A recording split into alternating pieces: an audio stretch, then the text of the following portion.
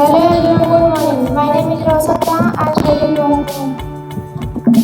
एक बार की बात है, एक गांव में एक ईमानदार लड़का रहता था जिसका नाम अर्जुन था। वह हमेशा सच बोलता था और सही काम करता था। सच्चाई भले ही धीरे चलती है लेकिन अंत में वही जीतती है। कहानी की सीख, हमेशा सच बोलो। सच्चाई की राह कठिन हो सकती है लेकिन अंत में जीत उसी की होती है।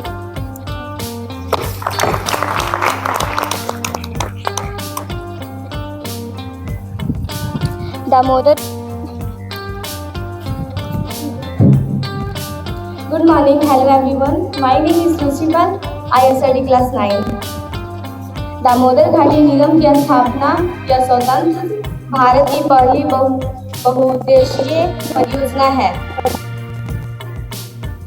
Thank you.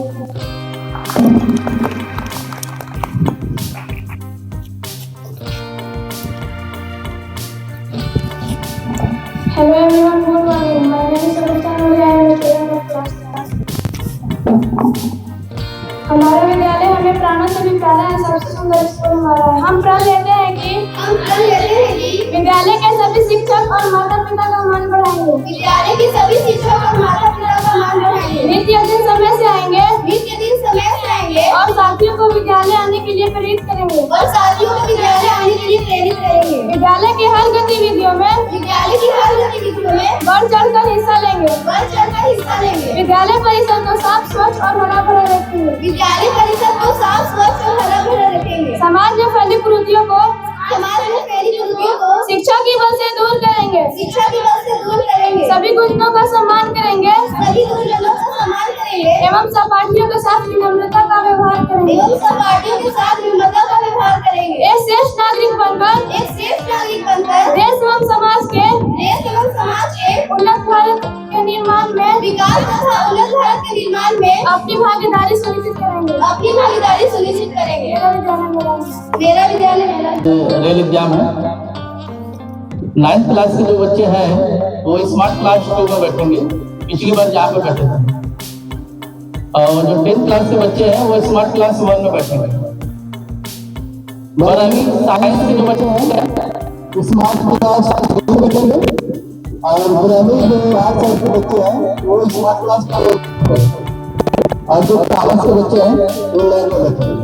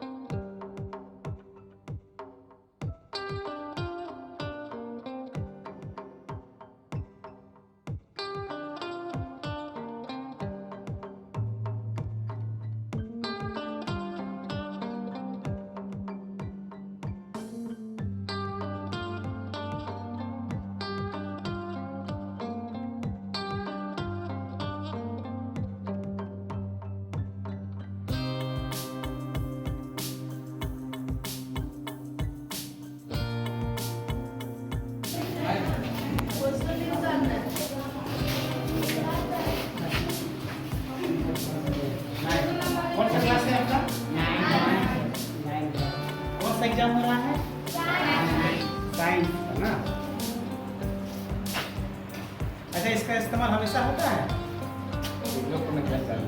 दूसरा क्लास में होता है। वो अच्छा अच्छा। इसमें 11th साइंस के बच्चे बैठते हैं। अच्छा बच्चों बताइए, प्रोजेक्ट ड्रिल का एग्जाम देने से क्या फायदा है?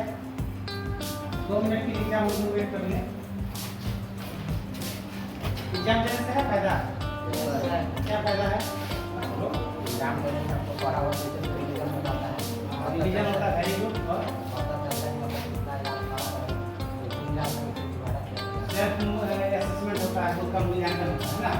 और और कुछ फायदा है? रेल परीक्षा क्यों कराया जाता है, आपको क्या लगता है? बोलो।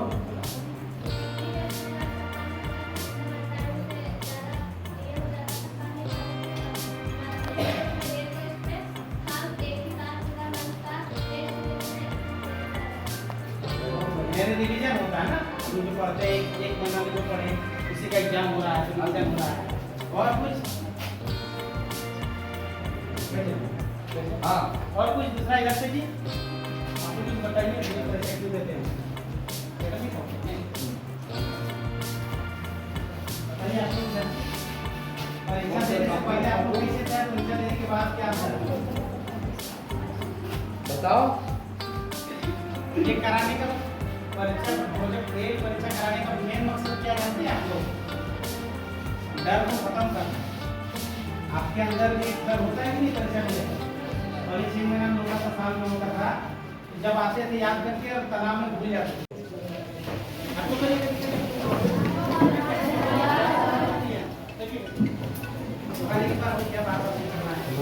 एग्जाम है, आपको एग्जाम दे रहे प्रोजेक्ट मेल का, और कोई देखना है कि भाई आपका यहाँ विद्यालय स्तर के पहले वीक था, है ना, बहुत सारा समस्या होता था, फेस्टिवल के बाद तुरंत एग्जाम, है ना।